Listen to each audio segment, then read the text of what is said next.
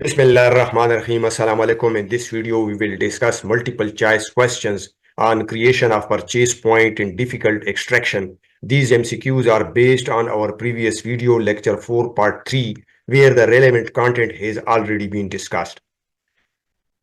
A tooth extraction is proving difficult even after bone removal. What should be done next to facilitate the extraction? This might damage the surrounding bone or root.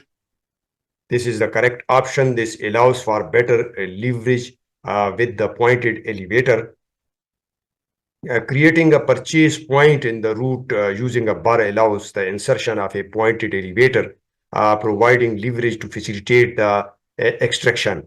In this diagram, you can see that if the tooth root is solid in bone, a buccal bone can be removed and a purchase point can be made for the insertion of the elevator. Excessive bone removal should be avoided to preserve it for implants. A ronger can remove too much bone. Close extraction has already failed. So the correct answer is B. After a purchase point is created in a tooth during an extraction, it is necessary to use the appropriate tool to leverage the tooth out.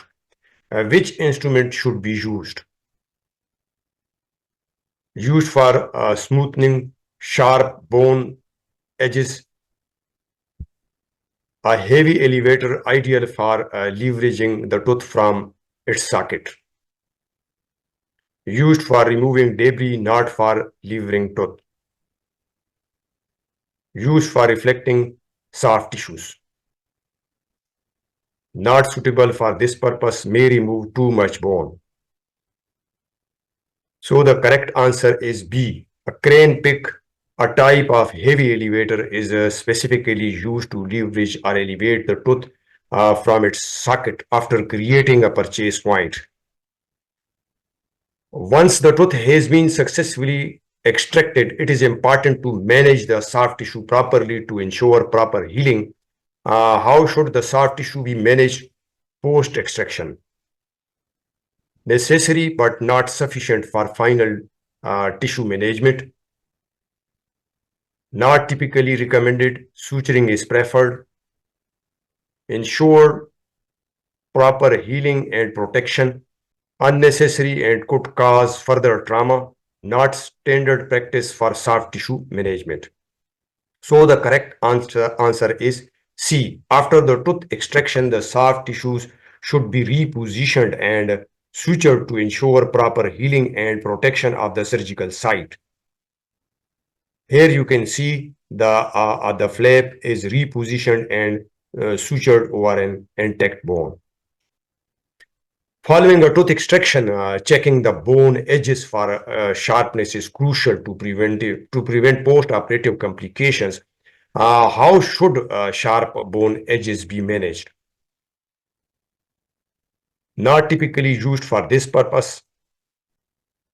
This smooths the edges without excessive bone removal, can cause soft tissue irritation and complication, may remove too much bone, not effective for smoothing bone edges.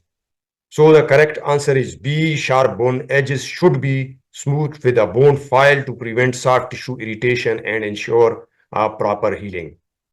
Irrigation of surgical field after a tooth extraction is a crucial step to prevent complications. What is the main reason for irrigating the surgical field? Important during the procedure, but not the primary reason post-extraction. Irrigation does not directly facilitate suturing, ensures proper healing, and prevents infection. This is the correct option. Not the primary purpose of irrigation. Irrigations help clean but does not sterilize. So the correct answer is C. Thorough irrigation of the surgical field is crucial to remove debris which can cause delayed healing or a subperiosteal abscess, particularly in the mandibular region. After extracting a tooth, the choice of sutures can influence the healing process and stability of the flap. Which suture should be used?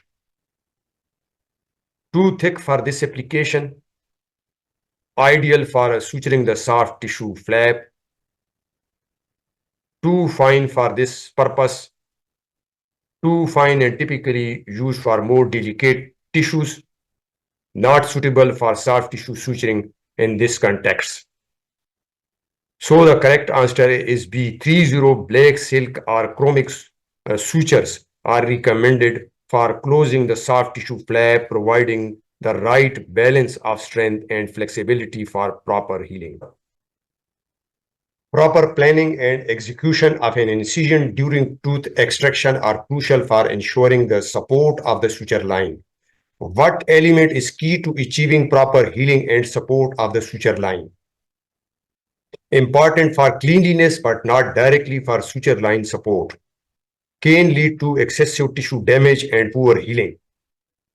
This is the correct option, essential for supporting the suture line and ensuring proper healing. Ensuring the incision is properly planned and executed allows the suture line to be supported by healthy, intact bone. This support is crucial for the proper healing of the surgical site, highlighting the importance of maintaining bone integrity during the procedure. Important to reduce trauma, but not a primary factor in suture support. Not necessary if healthy intact bone is present. So the correct answer is C. Thank you. Wish you best of luck.